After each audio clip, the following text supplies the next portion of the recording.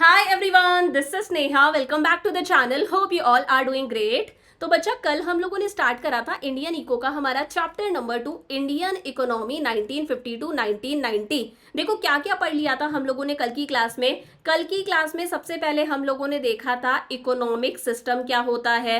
Then हम लोगों ने देखा that there are 3 types of economies. कौन कौन सी? Capitalist economy, socialist economy and mixed economy.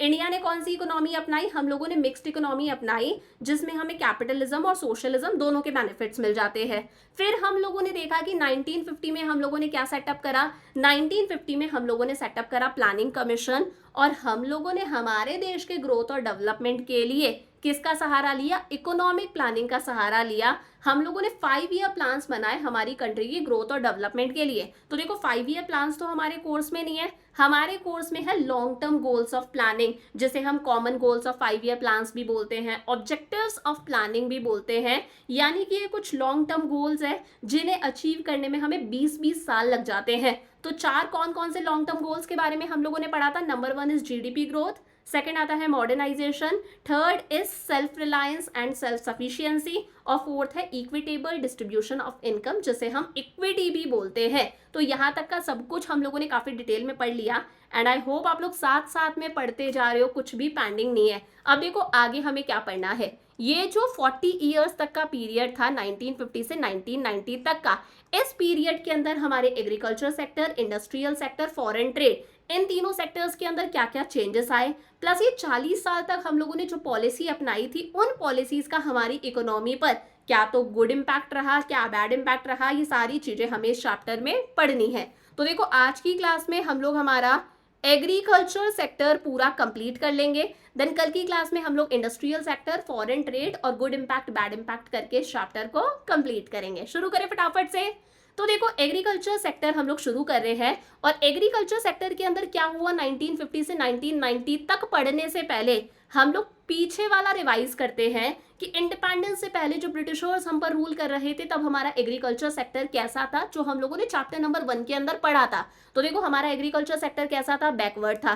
Backward मतलब पिछड़ा हुआ था। स्टेगनेंट था। स्टेगनेंट मतलब रुका हुआ था। एग्रीकल्चर सेक्टर के अंदर ग्रोथ हमें देखने को नहीं मिल रही थी, हमारी प्रोडक्टिविटी अटक गई थी, यानी कि प्रोडक्शन इंक्रीज नहीं हो रहा था। तो देखो एग्रीकल्चर सेक्टर बैकवर्ड था। इसके पीछे की क्या क्या रीजंस है?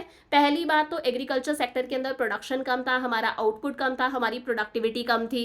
सेकंड है low investment in agriculture. Agriculture sector के अंदर कोई इन्वेस्टमेंट नहीं थी, यानी कि ना ब्रिटिश गवर्नमेंट कोई इन्वेस्टमेंट करती थी, ना जमींदार कोई इन्वेस्टमेंट करते थे। कभी फ्लड्स को कंट्रोल करने पर कोई फोकस नहीं करा गया, कभी भी कोई permanent means of irrigation develop नहीं करे गए। हमारे जो फार्मर्स थे they were entirely dependent on rainfall. Third है small and scattered holdings, reliance on primitive technology and high cost of production.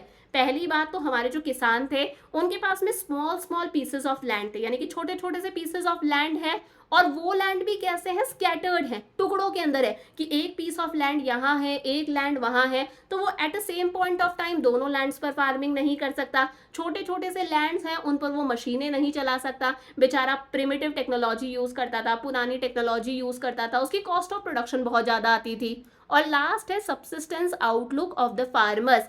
हमारे फार्मर्स का फार्मिंग के प्रति नजरिया कैसा था कि जो फार्मिंग होती है वो सिर्फ सब्सिस्टेंस के लिए होती है, फार्मिंग सिर्फ इसलिए होती है कि अपनी फैमिली का पेट भर लो। उसके दिमाग में था कि या उगाओ, राइस और वीट ग्रो करो, इतना उगाओ कि अपनी फैमिली का गुजारा हो जाए, फैमिली का पेट भर लो। उसके दिमाग में आता ही नहीं था कि यार मैं फार्मिंग को बिजनेस भी बना सकता हूँ, मैं सरप्लस प्रोडक्शन कर सकता हूँ, उसे मार्केट में बेचकर पैसा भी कमा सकता हूँ। ये सारी चीजें हमारे फार्मर के दिमाग में नहीं आती थी। समझ में आ गया? तो एग्रीकल्चर सेक्टर कैसा था? हमारा बैकवर्ड था, पिछड़ा था। अब एग्रीकल्चर सेक्टर हमारा स्टेगनेंट था, यानी कि रुका हुआ भी था, ग्रोथ का कोई साइन हमें देखने नहीं मिल रहा था। उसके पीछे का मेन रीजन है एक्सप्लॉइटेटिव लैंड सेटलमेंट सिस्टम, जो हम लोगों ने पढ़ा था ना चैप्टर नंबर 1 के अंदर, जमींदारी सिस्टम। ब्रिटिश गवर्नमेंट एक सिस्टम लेकर आई थी, याद करो, जमींदारी सिस्टम, जिसमें ब्रिटिश गवर्नमेंट ने ट्रायंगुलर रिलेशनशिप सेटअप करा था, जिसमें 3 पार्टीज थी। एक तरफ खुद ब्रिटिश गवर्नमेंट, जिसे हम ईस्ट इंडिया कंपनी भी बोलते हैं, एक तरफ थे हमारे जमींदार। जमींदार कौन थे? Owners of the soil. और एक तरफ थे टिलर्स ऑफ द सॉइल, बेचारे हमारे लैंडलेस फार्मर्स, जिनके पास में खुद का खेत नहीं हुआ करता था। अब देखो एक तरफ कौन है, जमींदार्स है, ओनर्स ऑफ सॉइल है, ओनर्स ऑफ लैंड है, जिनके पास में बड़े बड़े खेत है, और एक तरफ टिलर्स ऑफ द सॉइल हैं जिनके पास में खुद का कोई लैंड भी नहीं है। तो ये जो टिलर्स ऑफ द सॉइल थे ये किसके लैंड पर काम करते थे, जमींदार्स के लैंड पर काम करते थे, और बदले में इन टिलर्स ऑफ द सॉइल को जमींदार्स को क्या देना पड़ता था, रेंट भी देना पड़ता था।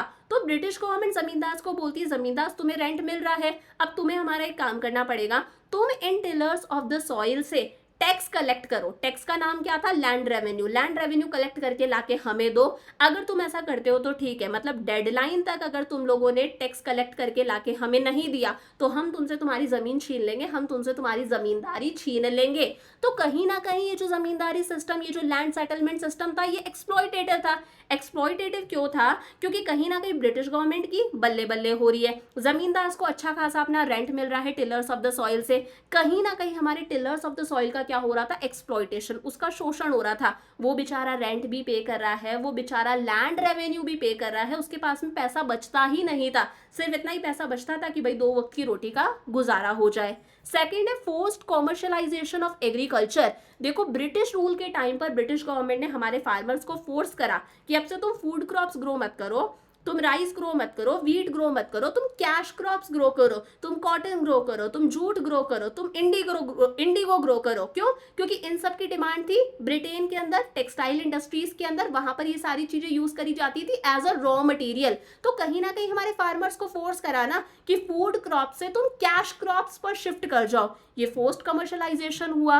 तो कहीं ना कहीं हमारे फार्मर्स को फूड क्रॉप्स के लिए, राइस के लिए, वीट के लिए मार्केट पर डिपेंडेंट रहना पड़ता था, मार्केट की अनसर्टेनिटीज फेस करनी पड़ती थी। और लास्ट है widening gulf between the tillers of the soil and owners of the soil. देखो टिलर्स ऑफ द सॉइल बेचारा रेंट भी पे कर रहा है, बेचारा लैंड रेवेन्यू यानी कि टैक्स भी पे कर रहा है, और एक तरफ थे ओनर्स ऑफ द सॉइल यानी कि जमींदार्स, इनके पास में रेंट भी आ रहा है, और ये लैंड रेवेन्यू कलेक्ट करके किसको देते थे, ब्रिटिश गवर्नमेंट को देते थे, तो बदले में इन्हें कमीशन भी मिलता था। तो ये जो टिलर्स ऑफ द सॉइल थे ये बेचारे हमारे डे बाय डे गरीब होते गए, गरीब किसान और गरीब होते गए, ओनर्स ऑफ द सॉइल यानी कि जमींदार धीरे धीरे और पैसे वाले होते गए। तो इन दोनों के बीच का ये जो गैप है, ये गैप बढ़ता जा रहा था।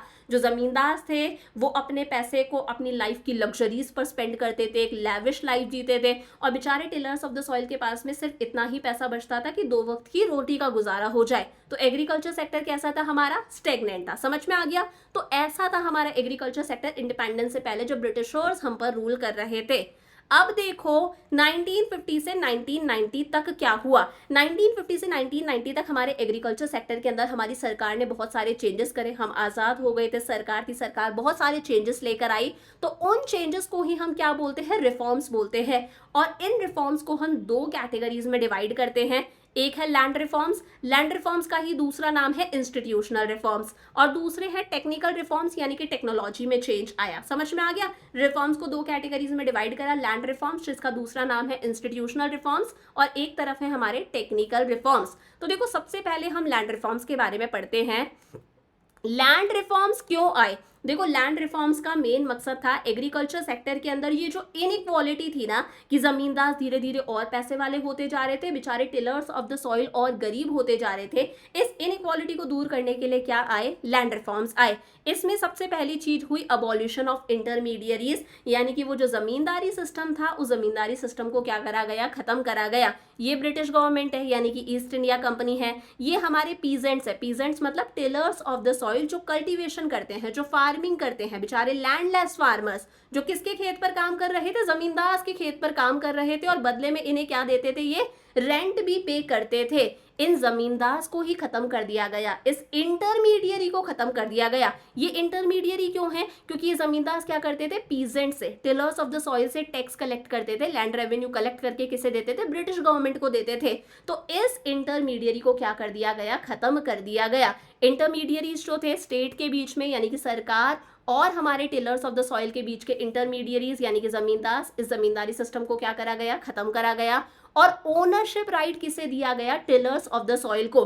क्या बोला गया कि अब से जो लैंड पर फार्मिंग करेगा ना, वही उस लैंड का क्या कहलाएगा, ओनर कहलाएगा। तो कहीं ना कहीं ओनरशिप राइट किसे मिल गया, टिलर्स ऑफ द सॉइल को। जो फार्मिंग करेगा वही क्या कहलाएगा, उस लैंड का ओनर कहलाएगा। अब बेसिकली ऐसा करा क्यों गया, ताकि ये जो टिलर्स ऑफ द सॉइल का एक्सप्लॉइटेशन हो रहा था, जमींदार इनका एक्सप्लॉइटेशन कर रहे थे, इनसे बहुत ज्यादा रेंट चार्ज करते थे, इनसे टैक्स कलेक्ट करके ईस्ट इंडिया कंपनी को देते थे। इस एक्सप्लॉइटेशन को रोकने के लिए कहीं ना कहीं जमींदारी सिस्टम को खत्म करा गया। और दूसरा, कहीं ना कहीं सरकार को लगा अगर हम ओनरशिप राइट पीजेंट्स को दे देंगे, टिलर्स ऑफ द सॉइल को दे देंगे, तो अब लैंड उनका हो गया, वो और ज्यादा इंटरेस्ट से काम करेंगे, खुद का लैंड है, और ज्यादा काम करेंगे, प्रोडक्शन करेंगे, मार्केट में अपने प्रोड्यूस को बेचकर पैसा कमाएंगे, सफिशिएंट पैसा आएगा इनके पास में, तो कहीं ना कहीं ये पैसा एग्रीकल्चर के अंदर इन्वेस्ट भी करेंगे। तो कहीं ना कहीं टिलर्स ऑफ द सॉइल को भी इंसेंटिव मिल सके, वो और एनकरेज होके और प्रोडक्शन करे, पैसा कमाए और एग्रीकल्चर के अंदर उस पैसे को इन्वेस्ट करें। This is the reason zamindari system को क्या करा गया, खत्म करा गया। पहला समझ में आ गया, अबॉलिशन ऑफ इंटरमीडियरीज। सेकेंड था सीलिंग ऑन लैंड होल्डिंग। अब देखो लैंड होल्डिंग पर लिमिट सेट करी गई कि आप अपने पास में इतना ही लैंड रख सकते हो। कौन सा लैंड, कल्टीवेबल लैंड। आप अपने पास में इतना ही एग्रीकल्चर लैंड रख सकते हो, इससे ज्यादा नहीं रख सकते। अगर आपके पास में लिमिट से ज्यादा लैंड है तो आपका जो सरप्लस लैंड है वो सरकार ले लेगी, और सरकार उस सरप्लस लैंड को किसे डिस्ट्रीब्यूट कर देगी, बेचारे लैंडलेस फार्मर्स को डिस्ट्रीब्यूट कर देगी, स्मॉल फार्मर्स को डिस्ट्रीब्यूट कर देगी। ये इमेज देख लो, इस इमेज से एक अंदाजा लगा सकते हो। तो सरकार ने क्या करा, लैंड होल्डिंग पर एक लिमिट सेट कर दी। सरकार ने एक मैक्सिमम लिमिट सेट कर दी कि एक फैमिली, एक इंडिविजुअल अपने पास में इतना ही लैंड रख सकता है। अगर आपके पास में सरप्लस लैंड होगा तो कहीं ना कहीं वो लैंड सरकार लेकर किसे रीडिस्ट्रीब्यूट कर देगी, स्मॉल फार्मर्स और लैंडलेस फार्मर्स को। तो इस तरह से भी एग्रीकल्चर सेक्टर के अंदर क्या आई, इक्वालिटी आई। इनइक्वालिटी को दूर करने के लिए स्टेप लिया गया। थर्ड है कंसोलिडेशन ऑफ होल्डिंग्स। देखो कंसोलिडेशन का मतलब होता है सम करना, यानी कि प्लस करना, जोड़ देना। हम लोगों ने देखा था इंडिपेंडेंस से पहले जब ब्रिटिशर्स हम पर रूल कर रहे थे तब क्या था, फार्मर्स के पास में स्मॉल स्मॉल होल्डिंग्स थे, छोटे छोटे से लैंड थे, और वो भी टुकड़ों में थे, स्कैटर्ड थे, एक पीस ऑफ लैंड यहाँ, एक पीस ऑफ लैंड वहां। मान लो किसी फार्मर के पास में एक तो ये लैंड था, ठीक है, एक किसी फार्मर के पास में ये लैंड था, मतलब उसके पास में 3 लैंड है इस तरह से टुकड़ों में। तो सरकार ने क्या करा, उसे सारे टुकड़ों वाले लैंड ले लिए और उसे एक सिंगल लैंड अलॉट कर दिया एक ही जगह पर। एक अच्छा खासा बड़ा लैंड अलॉट कर दिया गया कि वो at a same point of time पूरे लैंड पर फार्मिंग कर सकता है, वो बड़े से पीस ऑफ लैंड पर मशीनें चला सकता है, मैकेनाइजेशन कर सकता है। तो कंसोलिडेशन एक ऐसी प्रैक्टिस है कि फार्मर के जितने भी स्कैटर्ड होल्डिंग्स थे उनके बदले फार्मर को एक single piece of land allot करा गया। मकसद वही था कि फार्मर उस बड़े से पीस ऑफ लैंड पर क्या कर सके, मशीन्स चला सके, उसकी प्रोडक्टिविटी इंक्रीज हो। फोर्थ है रेगुलेशन ऑफ रेंट। हालांकि जमींदारी सिस्टम खत्म कर दिया गया, जमींदार हटा दिए गए, फिर भी बहुत बार हमारे देश में ऐसा होता था, बहुत सारे लैंडलेस फार्मर्स थे, उन्हें किसी दूसरे के लैंड पर काम करना ही पड़ता था क्योंकि खुद के पास में लैंड नहीं है। अब सामने वाला बंदा रेंट लेगा, तो इस रेंट पर लिमिट सेट कर दी गई कि टिलर्स ऑफ द सॉइल, जो बेचारा लैंडलेस फार्मर है, वो जितना भी प्रोड्यूस कर रहा है उसके 1/3 से ज्यादा आप उससे रेंट नहीं ले सकते। फॉर एग्जाम्पल एक किसान है जिसने 100 kg, मान लो इतना राइस उगाया है, तो इसका 1/3 आप निकाल लो, इसका 1/3 कितना आएगा, 33.33 kg आएगा। आप उससे इससे ज्यादा रेंट चार्ज नहीं कर सकते। तो ये रेंट पर भी लिमिट सेट करी गई। क्यों सेट करी गई, ताकि टिलर्स ऑफ द सॉइल का एक्सप्लॉइटेशन, शोषण ना हो। और लास्ट है कोऑपरेटिव फार्मिंग को सरकार ने एनकरेज करा। कोऑपरेटिव फार्मिंग का मतलब है मिलजुल कर फार्मिंग करो। सरकार कहती है 20-25 फार्मर्स का ग्रुप बना लो और मिलकर फार्मिंग करो। अगर आप मिलकर फार्मिंग करोगे तो आपकी बार्गेनिंग पावर्स इंक्रीज होगी, आप अच्छे से मोल भाव कर सकते हो। जब आप इनपुट्स खरीदने जाओगे, सीड्स, इंसेक्टिसाइड्स, फर्टिलाइजर्स, पेस्टिसाइड्स वगैरह, तो आप सस्ते में इनपुट्स खरीद सकते हो बार्गेनिंग करके। और जब आप कोऑपरेटिव फार्मिंग करोगे तो मिलकर आप अपने प्रोड्यूस को एक अच्छी प्राइस पर मार्केट में सेल कर सकते हो। तो वही है, फार्मर्स की बार्गेनिंग पावर को इंक्रीज करने के लिए सरकार ने किसे एनकरेज करा, कोऑपरेटिव फार्मिंग को एनकरेज करा। समझ में आ गए। तो ये 5 चीजें आएंगी हमारी किसके अंदर, लैंड रिफॉर्म्स के अंदर। क्यों आए थे ये रिफॉर्म्स, ताकि एग्रीकल्चर सेक्टर के अंदर जो इनइक्वालिटी थी उसे दूर कर सके। पहला, जमींदारी सिस्टम को खत्म करा गया, यानी कि अबॉलिशन ऑफ इंटरमीडियरीज। सेकंड है ceiling on land holding, land पर एक लिमिट सेट कर दी, आप अपने पास में इतना ही लैंड रख सकते हो, इससे ज्यादा नहीं रख सकते। सरप्लस लैंड है तो वो सरकार ले लेगी और किसे दे देगी, लैंडलेस फार्मर्स को रिडिस्ट्रीब्यूट कर देगी। कंसोलिडेशन ऑफ होल्डिंग्स, अगर आपके पास में टुकड़ों में लैंड है, सरकार वो टुकड़े वाले लैंड ले लेगी और आपको एक single piece of land allot करेगी ताकि आप मशीन्स चला सको। रेंट पर गवर्नमेंट ने लिमिट सेट कर दी कि आप जितना भी प्रोड्यूस कर रहे हो उसकी वैल्यू के 1/3 से ज़्यादा आप टिलर्स ऑफ द सॉइल से रेंट नहीं ले सकते। और गवर्नमेंट ने किसे प्रमोट करा? कोऑपरेटिव फार्मिंग को प्रमोट करा। लेकिन ये जो लैंड रिफॉर्म्स थे, इनका कहीं ना कहीं हमारे देश के अंदर प्रॉपर इम्प्लीमेंटेशन नहीं हो पाया। यानी कि जो लैंड रिफॉर्म सरकार लेकर आई थी, ये कुछ जगह इम्प्लीमेंट हुए, कुछ जगह सही से लागू हुए, कुछ जगह ये सही से लागू नहीं हुए। फॉर एग्जाम्पल अगर हम वेस्ट बंगाल की बात करें, केरला की बात करें, तो यहाँ पर ये लैंड रिफॉर्म्स अच्छे से इम्प्लीमेंट हुए, लागू हुए, क्योंकि सरकार ने भी अच्छा खासा एक्शन लिया। लेकिन बाकी जगहों पर इनका इम्प्लीमेंटेशन उतना ज़्यादा इफेक्टिव नहीं था। रीज़न क्या है? एक तो देखो जमींदास ने क्या करा, पहली चीज क्या हुई थी? अबॉलिशन ऑफ इंटरमीडियरीज, कि अब से जो लैंड पर फार्मिंग करेगा वही उस लैंड का ओनर कहलाएगा। तो कुछ टाइम के लिए जमींदास इतने तेज थे, इन्होंने क्या करा कि टिलर्स ऑफ द सॉइल को हटा दिया गया और दिखाने के लिए खुद फार्मिंग करने लग गए, ताकि सरकार को लगे वही actual tillers of the soil हैं। तो वही है, जमींदास ने क्या करा? टेनेंट्स को इविक्ट करा और दिखाने के लिए कुछ टाइम के लिए खुद ही फार्मिंग करने लगे, ताकि सरकार को लगे कि यही actual tillers of the soil हैं। तो कहीं ना कहीं लैंड रिफॉर्म्स को इन्होंने प्रॉपर्ली इंप्लीमेंट नहीं होने दिया। दूसरा, ये जो बड़े बड़े लैंडलॉर्ड्स हुआ करते थे जिनके पास में सरप्लस लैंड था, तो अगर सरकार इनसे इनका सरप्लस लैंड ले रही थी, क्योंकि सेकंड हम लोगों ने पढ़ा था लैंड होल्डिंग पर एक लिमिट सेट कर दी गई, तो अगर सरकार इनसे इनका सरप्लस लैंड ले रही थी तो ये लोग क्या करते थे? कोर्ट में केस कर देते थे। अब अगर कोर्ट में केस कर दिया, देन इट इज लाइक तारीख पर तारीख, तारीख पर तारीख, और इन्हें इतना टाइम मिल जाता था कि इनका जो सरप्लस लैंड होता था उसे ये उस टाइम अपने किसी क्लोज रिलेटिव के नाम कर देते थे, चाचा के बेटे के नाम कर दिया, मामा के बेटे के नाम कर दिया, तो इनडायरेक्टली लैंड तो उनके पास में ही है ना। तो इस तरह से तेजपना दिखाकर इन लोगों ने इन लैंड रिफॉर्म्स को तरीके से इंप्लीमेंट नहीं होने दिया। समझ में आ गया? आगे देखो, बात करते हैं। हम लोगों ने देखा ये जितने भी रिफॉर्म्स आए, इन्हें हम लोगों ने दो कैटेगरीज में डिवाइड करा है। पहले हैं लैंड रिफॉर्म्स, जिसे हम इंस्टीट्यूशनल रिफॉर्म्स भी बोलते हैं। क्यों आए? एग्रीकल्चर सेक्टर की इनइक्वालिटी को दूर करने के लिए। अब दूसरे हमारे पास में है टेक्निकल रिफॉर्म्स। टेक्निकल रिफॉर्म्स का मतलब है सीधा सीधा टेक्नोलॉजी में चेंज आ गया। कुछ नहीं है, हम एग्रीकल्चर सेक्टर के अंदर पहले हम कन्वेंशनल सीड्स यूज कर रहे थे, नॉर्मल सीड्स यूज कर रहे थे। अब हम कन्वेंशनल सीड्स से कौन से सीड्स पर शिफ्ट कर गए? HYV सीड्स पर शिफ्ट कर गए। हम यूज करने लग गए हाई यील्डिंग वैरायटी सीड्स, ऐसे सीड्स जिनको यूज करने की वजह से हमारी क्रॉप प्रोडक्टिविटी के अंदर हमें एक शानदार इंक्रीज देखने को मिला। मतलब जिस साल हम लोगों ने HYV सीड्स यूज करे, उस साल हमारा एग्रीकल्चरल प्रोडक्शन 25% से इंक्रीज हो गया, कि हम लोगों ने इसे एक स्पेशल नाम दिया, दैट इज ग्रीन रेवोल्यूशन। देखो, ग्रीन का मतलब क्या होता है? क्रॉप्स। रेवोल्यूशन का मतलब होता है स्पर्ट। स्पर्ट का मतलब है सब्सटेंशियल राइस। जब किसी चीज में एक अच्छा खासा राइस इंक्रीज हमें देखने को मिलता है, दैट इज स्पर्ट। तो ग्रीन रेवोल्यूशन का मतलब हो गया increase in crop production. Crops के प्रोडक्शन में हमें एक अच्छा खासा इंक्रीज देखने को मिला। अब देखो, जब हम ये HYV सीड्स यूज करते हैं, high yielding variety seeds use करते हैं, तो इन HYV सीड्स के साथ में जरूरी है कि हम केमिकल फर्टिलाइजर्स यूज करें, केमिकल खाद यूज करें। हमारी क्रॉप्स के अंदर इंसेक्ट्स ना लगे, पेस्ट ना लगे, तो उसके लिए जरूरी है हम इंसेक्टिसाइड्स और पेस्टिसाइड्स भी यूज करें। और जब हम HYV सीड्स यूज करते हैं तो ऐसी क्रॉप्स अच्छा खासा पानी मांगती हैं, प्रॉपर इरिगेशन फैसिलिटीज की रिक्वायरमेंट होती है, हर चीज की रिक्वायरमेंट होती है। तो कहीं ना कहीं इस चीज की वजह से हमारा एग्रीकल्चरल प्रोडक्शन इतना इंक्रीज हुआ कि हम लोगों ने इसे एक स्पेशल नाम दिया, दैट इज ग्रीन रिवॉल्यूशन। तो ये ग्रीन रिवॉल्यूशन, ये जो HYV सीड्स को यूज करना था, ये कब से स्टार्ट हुआ हमारे देश के अंदर? मिड 1960 से, यानी कि 1967-68 से इसकी शुरुआत हुई थी। फूड ग्रेन प्रोडक्शन के अंदर उस साल हमें 25% इंक्रीज देखने को मिला। मतलब जो इंडिया फूड ग्रेन्स USA वगैरह से इंपोर्ट कर रहा था, आत्मनिर्भर नहीं था, अब हम फूड ग्रेन्स के अंदर क्या हो गए? सेल्फ सफिशिएंट हो गए, आत्मनिर्भर हो गए। और एग्रीकल्चर के अंदर वो जो स्टेग्नेशन वाला साइकिल था कि एग्रीकल्चर प्रोडक्शन हमारा रुका हुआ था, प्रोडक्टिविटी इंक्रीज नहीं हो रही थी, वो स्टेग्नेशन वाला साइकिल क्या हो गया? ब्रेक हो गया। समझ में आ गया? तो देखो, ये जो HYV टेक्नोलॉजी है, इसके क्या क्या एलिमेंट्स हैं, इसके अंदर होता क्या क्या है।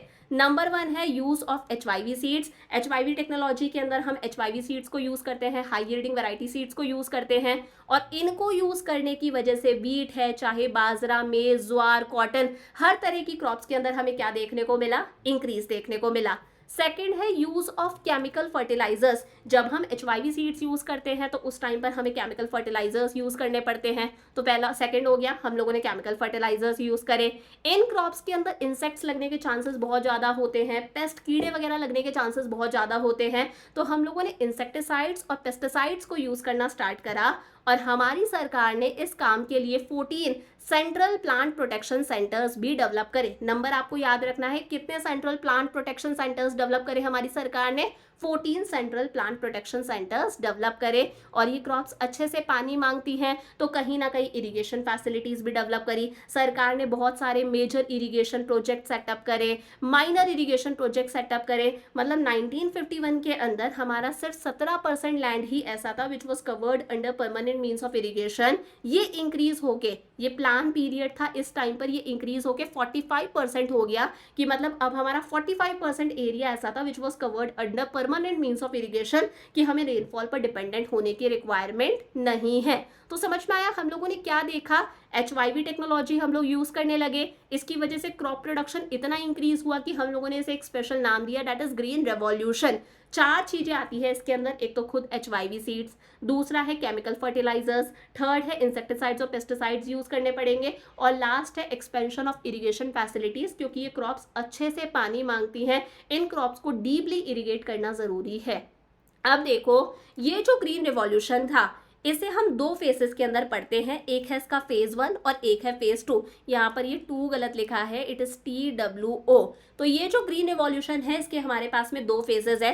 फेज 1 है जो स्टार्ट होता है मिड 1960 से, यानी कि 1965 से इसकी शुरुआत हुई। पीछे हम लोगों ने देखा था 67, 68, वही बात है। और कब तक चला? मिड 1970s, यानी कि 1975 तक। 10 साल का था हमारा फेज 1। तो देखो फेज 1 के अंदर जो ग्रीन रिवॉल्यूशन का असर था ये हमें हर क्रॉप पर देखने को नहीं मिला।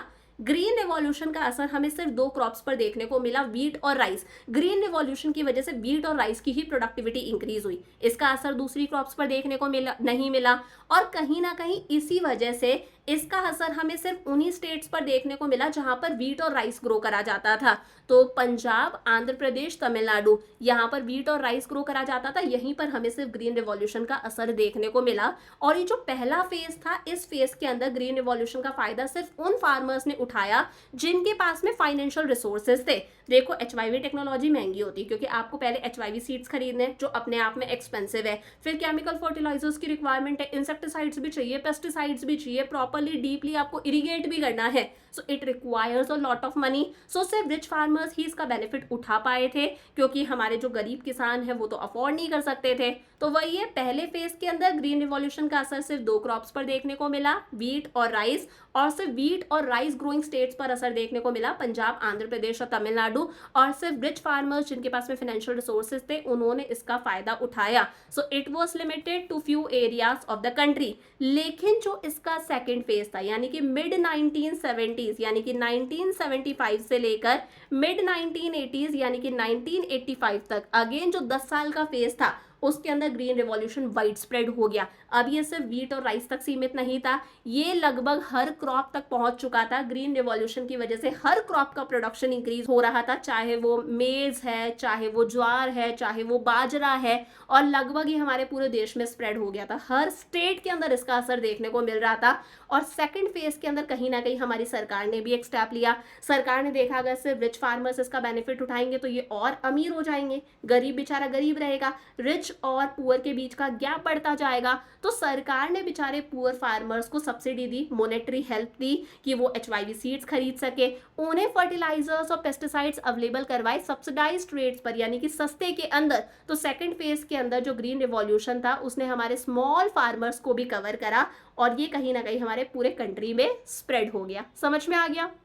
आगे देखो बात करते हैं गेन्स ऑफ ग्रीन रिवॉल्यूशन कि इसके हमें क्या क्या फायदे हुए। ये तो आसान सा है, स्पर्ट इन क्रॉप प्रोडक्टिविटी, हमारी क्रॉप प्रोडक्टिविटी इंक्रीज हुई। क्रॉप प्रोडक्टिविटी का मतलब है अगर हम प्रोडक्शन को एरिया से डिवाइड कर देते हैं, उसे हम प्रोडक्टिविटी बोलते हैं। कहीं ना कहीं एग्रीकल्चर के अंदर वो जो स्टेग्नेशन वाला पीरियड था, ये एग्रीकल्चर सेक्टर स्टेगनेंट है, रुका हुआ है, वो स्टेग्नेशन वाला साइकिल ब्रेक हो गया। आप देख सकते हो यहाँ पे प्रोडक्टिविटी गिवन है, यानी कि किलोग्राम के अंदर हमारा आउटपुट गिवन है पर हेक्टर। हेक्टर का मतलब होता है 10,000 मीटर स्क्वायर। तो ये हमारा 1951 का डेटा है, ये 2021-22 का है। 660 से इंक्रीज होके 3705, कितना इंक्रीज हो गया? राइस 665 से इंक्रीज होके 2809, तो वही है क्रॉप प्रोडक्टिविटी इंक्रीज हुई। सेकंड है सब्सटेंशियल राइस इन एक्रिएज। एक्रिएज का मतलब होता है एरिया अंडर कल्टीवेशन, कि उतना ही लैंड है लेकिन उतने ही लैंड पर प्रोडक्टिविटी बढ़ गई। पहले भी उतना ही लैंड था, अभी भी उतना ही लैंड है, सेम पीस ऑफ लैंड पर अगर आपका प्रोडक्शन इंक्रीज हो रहा है, that is area under cultivation हमारा क्या हुआ? इंक्रीज हुआ।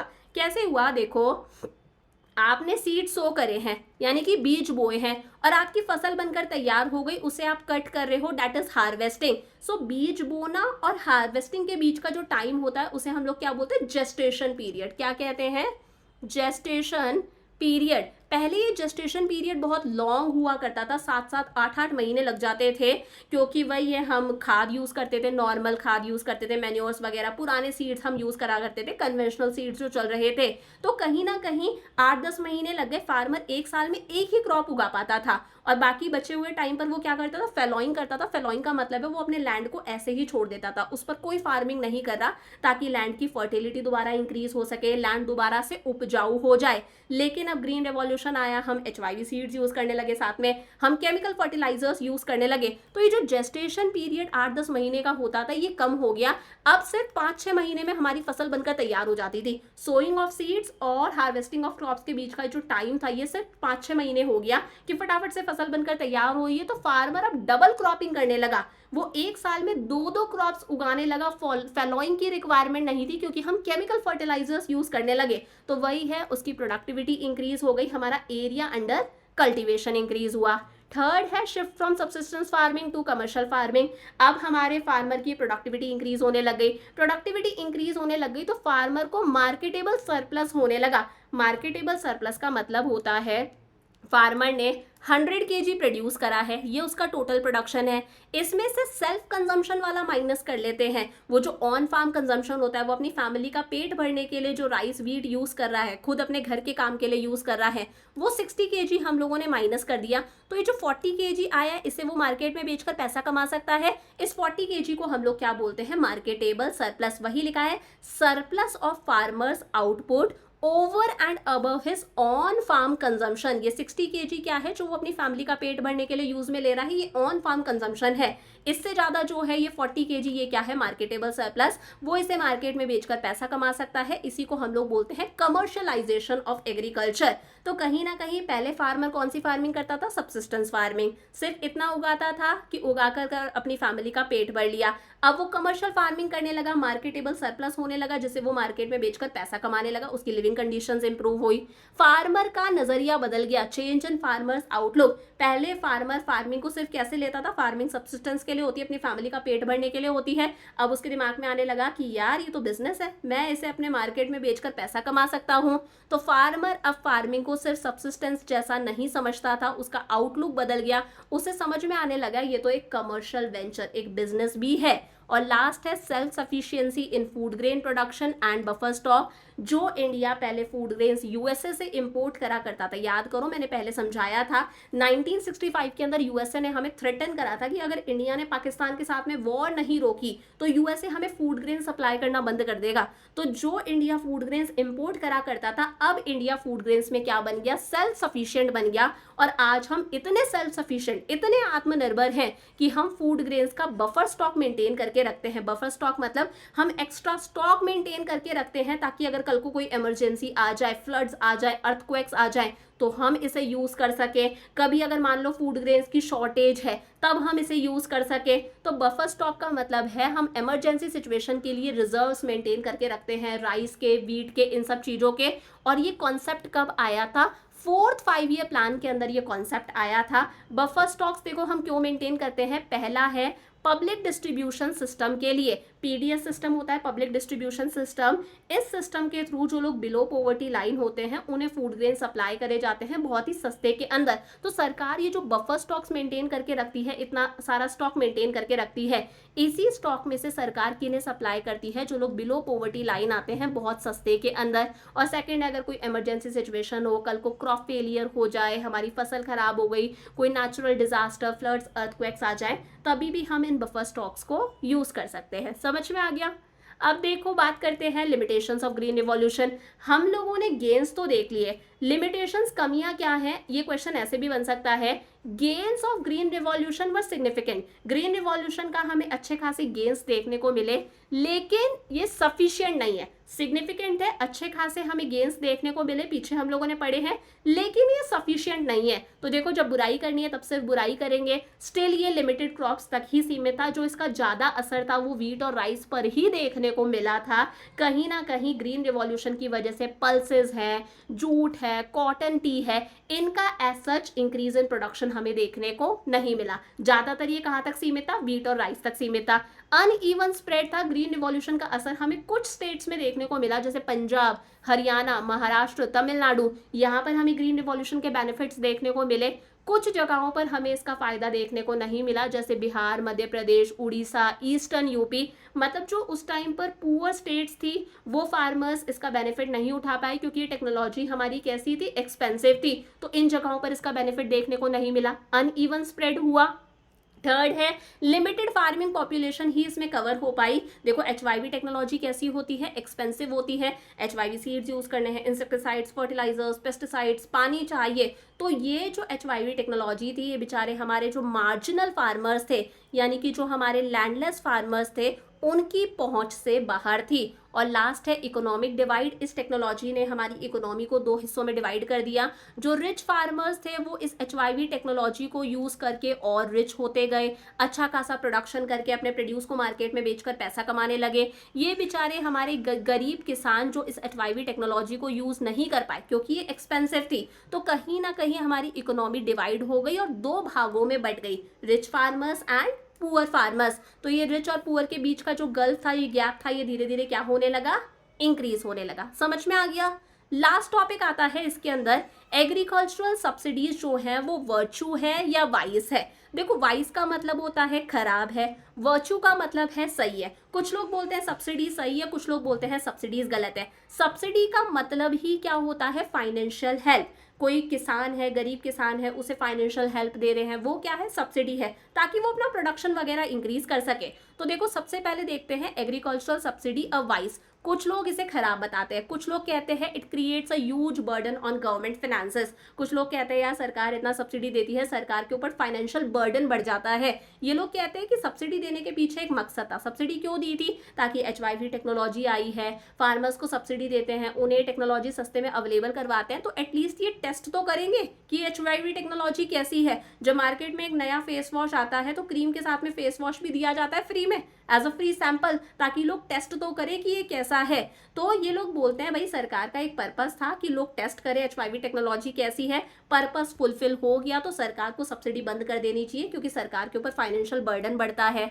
ये लोग कहते हैं मिस अप्रोप्रिएट यूज होता है सब्सिडी का। सब्सिडीज देने के लिए हमारी टारगेट लोग कौन है? फार्मर्स को हम टारगेट कर रहे हैं, लेकिन कहीं ना कहीं इसकी वजह से तो फर्टिलाइजर्स का बिजनेस भी अच्छा चल रहा है, इंसेक्टिसाइड्स, पेस्टिसाइड्स का बिजनेस भी अच्छा चल रहा है, उन लोगों को इसका फायदा मिल रहा है।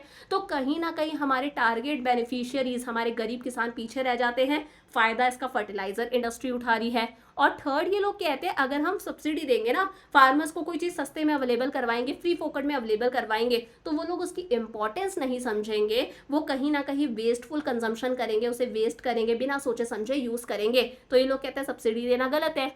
लेकिन कुछ लोग कहते हैं सब्सिडी वर्च्यू है। वर्च्यू मतलब ये लोग कहते हैं सब्सिडी देनी चाहिए, सब्सिडी देना सही है। ये लोग कहते हैं एग्रीकल्चर एक रिस्की बिजनेस है, कभी भी फ्लड्स आ सकते हैं, कभी भी कुछ भी हो सकता है, कभी मान लो फ्लड्स आ गए, कभी किसी साल बिल्कुल भी बारिश नहीं हुई, तो कहते हैं सरकार की हेल्प रिक्वायर्ड है, इंपॉर्टेंट है, सब्सिडीज देनी चाहिए। ये लोग कहते हैं हमारे देश में जो मोस्टली फार्मर्स है वो कैसे फार्मर्स हैं? गरीब किसान हैं, बेचारे मार्जिनल फार्मर्स हैं। इन लोगों के पास में इतना पैसा नहीं है कि ये इनपुट्स खरीद सके, तो सरकार को इन्हें सब्सिडी देनी चाहिए। और ये लोग कहते हैं अगर सरकार ने सब्सिडी बंद कर दी तो ये जो रिच और पुअर के बीच का गैप है ये गैप बढ़ता जाएगा। This is the reason subsidy is very important. समझ में आ गया?